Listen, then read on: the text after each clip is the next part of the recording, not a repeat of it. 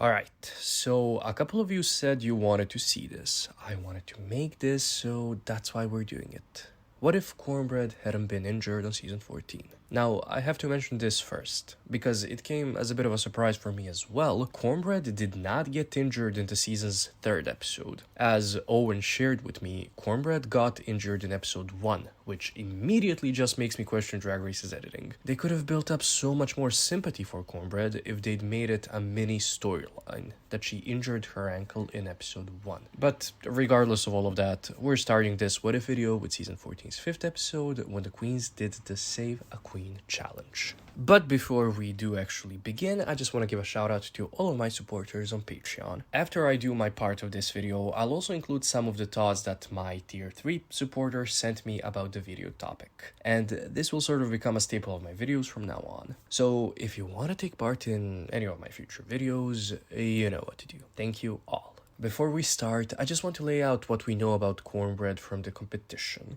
So imagine the only knowledge that we have of her are her performances in episodes 1 and 3. We know that she's a good performer and dancer, that she knows her way around recording a song, but that she's more of a solo player. Regarding the more acting/improv/comedy challenges, in episode 3 she showed that she fell into the trap of putting herself into a box of a loud big girl trying to be funny, which, by the way, is actually a fair assessment. The only time Drag Race values big girls is if they're loud and high energy. But for Kornbread, that did not work. Is it hypocrisy on Drag Race's end, or are they growing as a franchise? We may never know. When it comes to the runway, we also saw that she isn't much of a force there, and that while she could put a garment together, it's not going to be the most beautiful thing you'll ever see. Furthermore, Kornbread did not post her looks of what she would have worn on the runway, except for, allegedly, according to the Drag Race Wikia, her Holy Couture runway. Who knows, we may not even get to that point. As I've said, we're starting this What If video with episode 5, the episode where the queens were divided into 3 teams, all making a PSA video about either Tempest DeJa, James Mansfield, or Kimora Hall. That will all appear on All Stars 8. That's not a spoiler, by the way, I'm just guessing.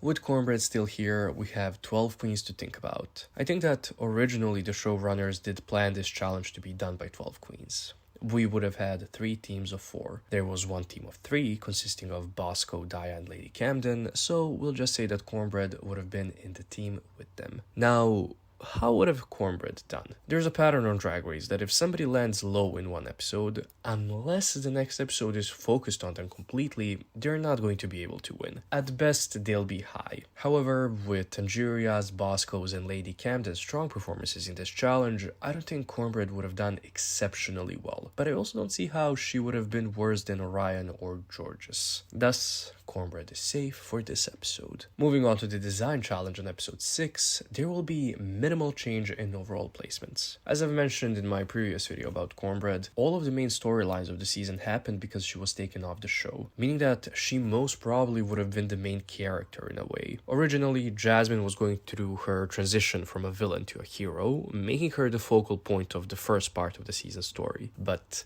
now with Kornbread here, her friendship with Willow would have been more important to the show. And that's why Jasmine has to be safe for episode 6's design challenge. Her little feud with Maddy is so insignificant in the grand scheme of things, and her garment honestly wasn't as bad as the judges tried to make it seem. However, we do have to put Kerri in the bottom too. The irony of them criticizing DeJa, in maybe her most beautiful look on the runway, for something they praised Jorgeous for but ignored Kerri for, even though Kerri is the worst offender of the 3, is honestly criminal. Next, big queens in design challenges always get screwed.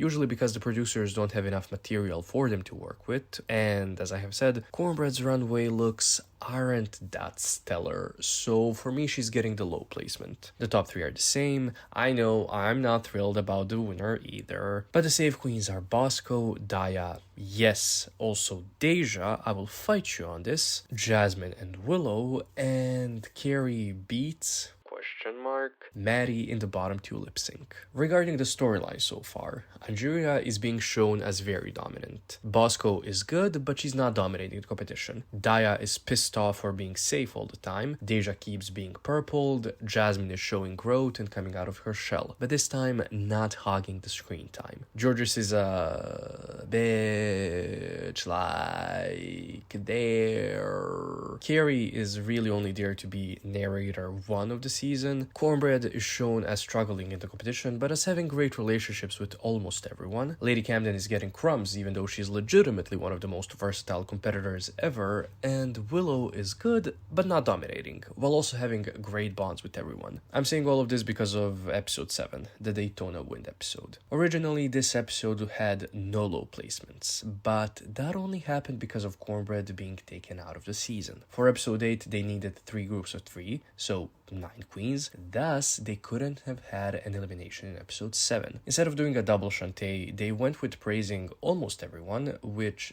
did pay off for them in the end. However, now that we have 10 queens in episode 7, somebody's going home. Now, for the maxi challenge, there would have needed to be an extra role for Kornbread to play. Maybe she would have played the role that T.S. Madison played there.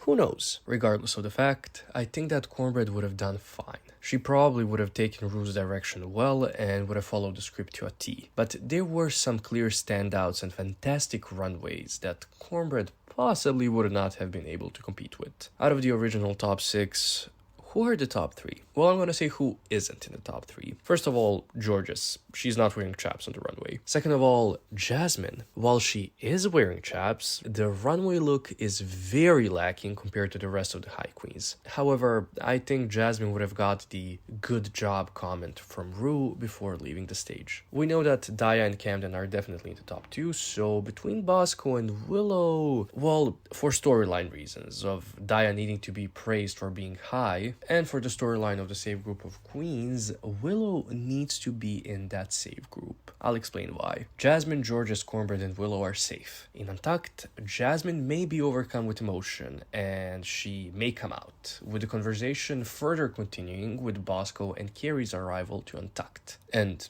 speaking of them, yeah, the bottom 3 are Angeria, Kerri, and DeJa. Angeria has been dominating the competition, so they would have never put her in the bottom 2. So I think it's very obvious that DeJa would have killed Kerri in the lip sync. But listen, Kerri's farewell would have been very impactful. She still may have been the Tranos of drag. Episode 8 is the 60s girl groups episode. Firstly, Bosco wins the reading mini challenge. Now, queens themselves chose who would be in which of the 3 groups. It was very confusing to figure it out because one person would say they wanted something, then another person would say they wanted that other thing. Ona nešto kao polemiše I onda neko nešto kaže njoj, onda ona kao nešto. Sada, pa onda Kemiš, pa onda... So, this is how in the end I got around to dividing the groups. The Reprimes consist of Angeria, Kornbread, and Lady Camden. The Runettes are Jorgeous, Jasmine, and DeJa. The Shangri-La, the bad boy song ones are Daya, Bosco, and Willow. Please don't make me explain how I got to this. I think that Kornbread would have done well in this challenge, but given that she was with Angeria, who sold the show with her singing and her performance, I don't see her as being in the top 3. Thus, our high queens are Angeria, Daya, and DeJa, with Daya winning. Bosco, Kornbread, and Willow are safe, further giving us the Kornbread-Willow friendship storyline in Untucked. And Bosco is there too. Am I building towards something here? Maybe. And the low queens are Lady Camden, Jasmine, and Jorgeous. I put Jasmine and Jorgeous in the bottom 2. Jasmine has now done her full transformation into a hero of the season, so let's give her another thing to stumble on and put her in the bottom 2. Lady Camden was not bad in this challenge. She was good, but there were simply people that were better than her. And, you know, we can only see Jorgeous in so many bra and panties before we say, it's time to stop. Now this is where we get that double shantay between Jorgeous and Jasmine. We're moving on to episode 9 with the Dracon Panels Challenge. Willow won this episode's mini challenge, so she got to pick her team. This time we have 9 queens here. Somebody might call me out for not having 8 queens this episode, but it doesn't really matter here. The queens were not judged in teams, and it's not mandatory to have them be the same size. However, I'm sticking to Willow picking only 3 queens because as an extra advantage, it is easier to work in a group of 4 than in a group of 5. So who does she pick? Well, originally, she first picked DeJa because she hadn't worked with her before, so that stays. Next, she picked Angeria as kind of her closest person in the competition, but this time, that will be Kornbread. Lastly, Willow picked Camden for the same reason that she picked DeJa. The other team then consists of Angeria, Bosco, Daya, Jasmine, and Jorgeous. The moderators are the same, the queens probably all do the same, Daya, Jasmine, and Jorgeous want to kill each other just the same, but how does Kornbread do? I think she does well. We know that she won't talk over people or try to be the loudest or the funniest person in the room. In her group, she probably doesn't outdo DeJa and Willow, but she also probably doesn't get overshadowed by Lady Camden. Here are the results. Bosco still wins. We need to start building her up for something. DeJa and Willow are high. The safe queens are Angeria, Kornbread, and Camden, while Daya, Jasmine, and Jorgeous are low. Jasmine and Jorgeous were just horrendous in this challenge, so we get a repeat of a lip sync. This time, however, nobody gets saved. Jorgeous takes Jasmine out of the competition right before Snatch Game. Ah yes, Snatch Game is our 10th episode. In her interview with Gay Times, Kornbread said she would have done Leslie Jordan for Snatch Game because he's a funny, short Caucasian man, and she's the complete opposite. Now, I don't think it was her intention to say that she isn't funny, but was it a Freudian slip? We may never know. As I've said originally, it paid off well for the show to have Daytona Wind episode be You Were All Great episode, so that then, in contrast, the Snatch Game is a You All Sucked episode. Even though we didn't have the first sting, we have to have this episode be the You All Sucked episode, because we're not getting rid of the filler episodes of the season. So yeah, Kornbread is in the bottom 7. She said it herself, she's not funny. Episode 11 then is the lip sync tournament, totally not rigged, etc. Originally, Jasmine was the first queen whose ball was picked, and she got to pick whom she would lip sync against. Before we continue, we have to look at storylines again. Angeria is fizzling out now. Bosco is gaining on Angeria. Daya by now has had her spat with Jasmine and probably Kornbread too about the way that she comments on things, slowly but surely becoming a villain. DeJa is purpled. Jorgeous is favored, Kornbread is still a non-factor in the competition, but has grown really close to most of the cast. Camden is still sadly being ignored, and Willow is right behind Bosco and friends with everyone. So, since originally Jasmine was our protagonist, feuding with Daya, now we have Kornbread left somewhat feuding with her. So you know what that means. Kornbread magically is picked first. Who is she lip-syncing against? Well, Daya, of course. Daya chooses the song and beats Kornbread. Willow is a little shocked, but she has to get it together, given that now she has to strategically choose her opponent. She picks Bosco for the same reasons she did originally and beats her in the lip sync. Jorgeous smokes out Angeria and Camden in her third lip sync. Willow, now in the workroom as safe, has to watch Kornbread and Angeria lip sync, her two closest friends on the season. The focus is on Willow's reaction, and when she sees Angeria back from her lip sync with Kornbread, she's very glad for Angeria, but very sad for Kornbread. Bosco loses her lip sync against Lady Camden, and the final lip sync of the episode is Kornbread versus Bosco. Willow has now become the focus of the reactions. In the confessionals, maybe even saying something along the lines of not wanting Kornbread to go home. However, sadly, Kornbread is taken out of the competition by Bosco. Kornbread's story ended after she helped Jasmine grow as a person, after actually giving Willow a storyline in the season, and after setting up the rest of the season. And speaking of the rest of the season, I think it would have gone the same way it did originally. However, this time with a focus on Bosco being edited as the villain alongside Daya. Willow edited as the central protagonist, with Angeria and Lady Camden by her side. Oh, and Jorgeous and DeJa are there too, I guess. Now, let's see what my supporters on Patreon had to say about this. First, Shakiriana said this: I think that she would have went far, but cut around the 5th or 8th place.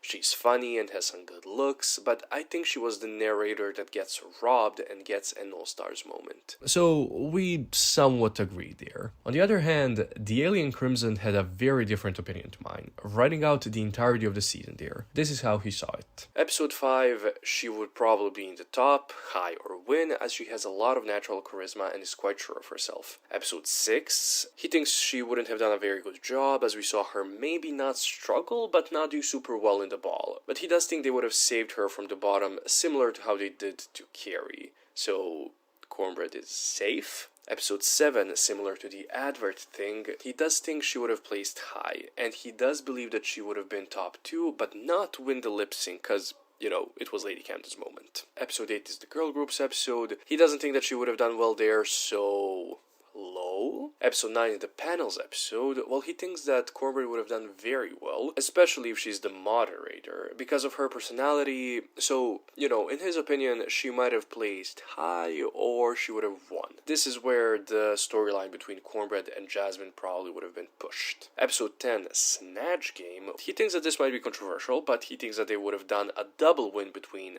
DeJa and Kornbread. He doesn't think that Kornbread could do well, and then the producers would have done anything to save her. In episode 11, again, she would not have been there, but in episode 12, the Rusical episode, Kornbread would have probably done okay enough to be out of the bottom 2. In the roast, she would have been high or she would have won, and for the episode 14, the Rumix, perform a song thing, she would have either been safe or emotional porn moment and then a lip sync against Willow, but then also she might have won the episode because she did have a catchy song in the talent show. Regarding the storylines, first, the personal storyline of Kornbread. They showed the beginning of her unpacking her trauma, so she probably would later overcome it and just, do well. Regarding the Daya and Jasmine storyline, the Alien Crimson agrees with me, everything that I said in my latest video. And then, when it comes to the Kerri, Angeria, Willow storyline, it would have probably been a continuation of the storyline that started with Kornbread and Willow Pill friendship, maybe ending in that lip sync in episode 14. He believes that many challenges that he sees Kornbread winning were challenges that were originally won by Bosco, so Bosco would have probably had a smaller role in the season, but he's not 100% sure of it. Now, this is an interesting idea, save for a couple of logistical differences, but I would like to see this in a video. Please make it. Max also gave his take on the season. He says, "Here is my take on how the season would have gone. I tried to do it objectively and did it from a producer's standpoint. I changed up the order of episodes a bit, so it makes sense with the numbers of queens that is needed for an episode. Save a Queen is episode 5, of course. This episode must be here since there clearly was a 4-4-4 team plan. I think Kornbread would be high here as kind of a redemption for last week's low. In previous episodes she showed how good she was with physical comedy. I guess she would take a similar approach to what Angeria did.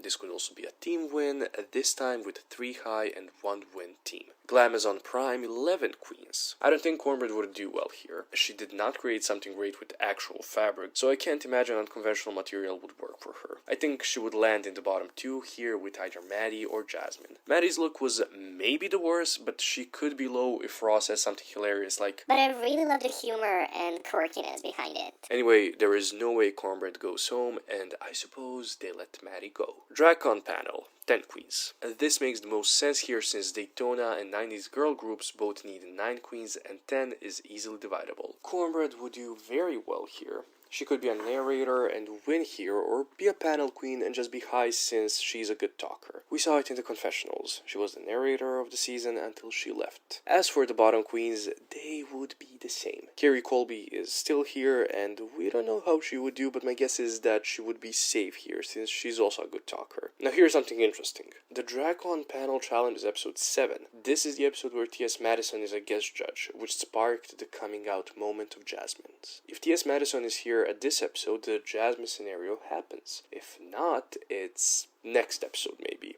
Depends on if Jasmine and Jorgeous both stay or not. Needless to say, Born to Do Drag would stay over Mount Almighty. I will continue with both queens staying. Firstly, the guest judges' appearances are probably scheduled and not affected by last-minute challenge changes. We saw that in Season 12, where the most guest judges did not make sense with the week's challenge, but would have made a lot sense with a different challenge that had already happened, or was happening later. Which means that this is a T.S. Madison episode, and they probably would not send Jasmine home before milking her coming out story a little longer. Secondly, the Jorgeous vs. Jasmine lip sync was teased from the start to happen, and was good enough to grant it a double save. The Daytona wind, so 9 or 10, probably 10 queens. If the last episode featured a double save, somebody would fill the role T.S. Madison played in the challenge.